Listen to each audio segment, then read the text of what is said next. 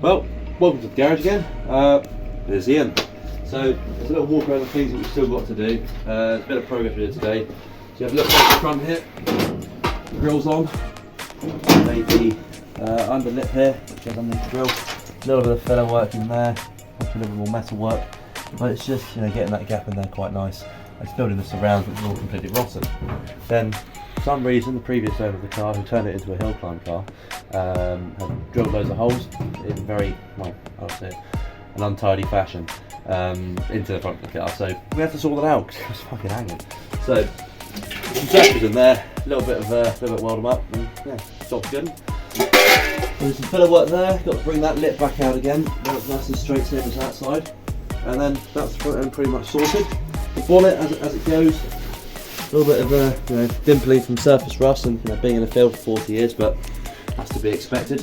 Again, the scuttle required major surgery, so a piece was made to go in here. The scuttle off another imp was sourced and then cut off and appropriately welded in place. That was an absolute task, lining that up and making sure the distances were the same here.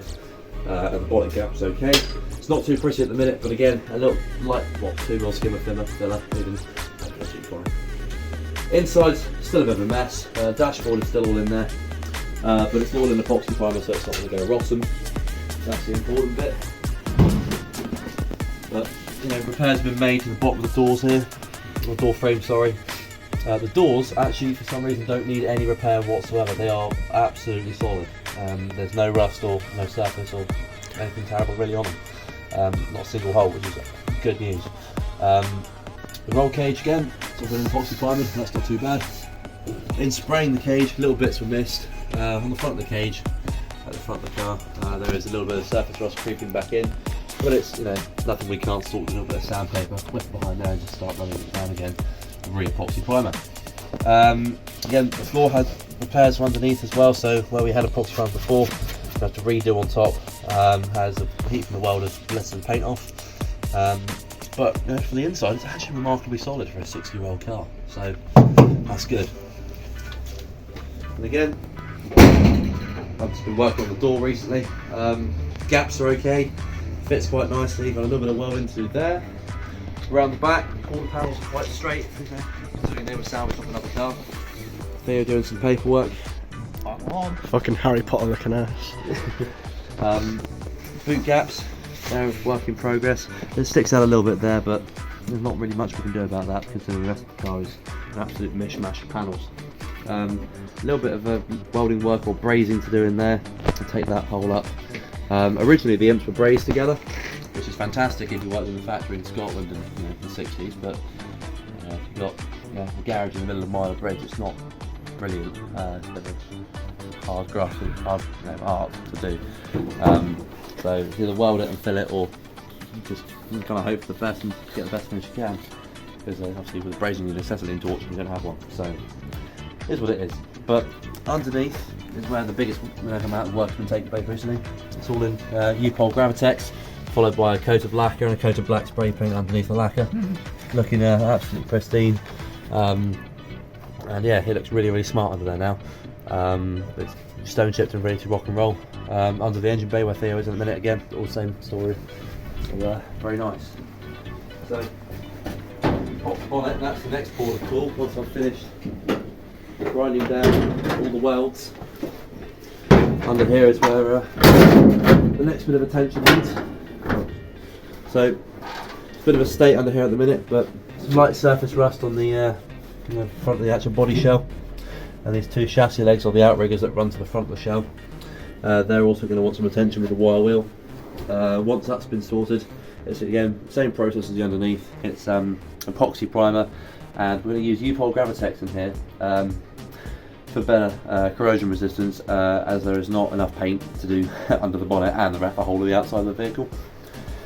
And then the Gravitex is actually the same as what's gone on underneath, and because it's not watertight, the spare wheel well had to be cut out because Hillman Imps really struggle with cooling. They have a really good tendency to overheat.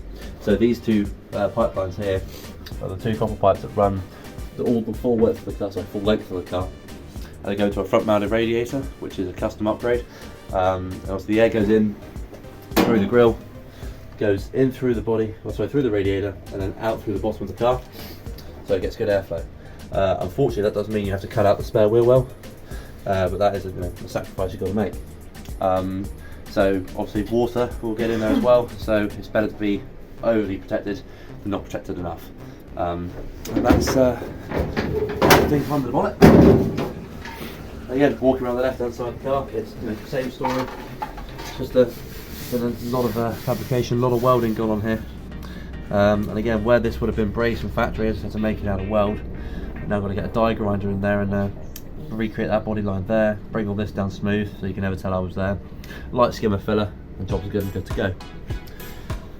Come down the front again, wings are all nice and straight. There's been several repairs. Bottom of door frames, top of the wing, bottom of the scuttle, all of the door shuts.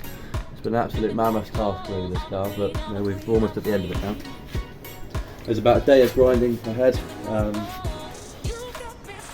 followed by a few days of filling and flatting on the roof. Other than that little patch there is almost ready to go to paint. So we've really made some progress recently, and the day is now, I think it's Wednesday, isn't it? It's Wednesday 30th. Car's put into the spray booth for the 3rd, which is going to be fun. Long time, many hours. We don't have enough time. So here's a conundrum. Do we rush it and not do a proper job and then get to the spray booth? Or we take slightly longer, have a much more quality job, but it takes more time, and time is something we don't have. So we're going to try and combine the two. Quality job, but with no time whatsoever. Is it possible? Tune in next week to find out.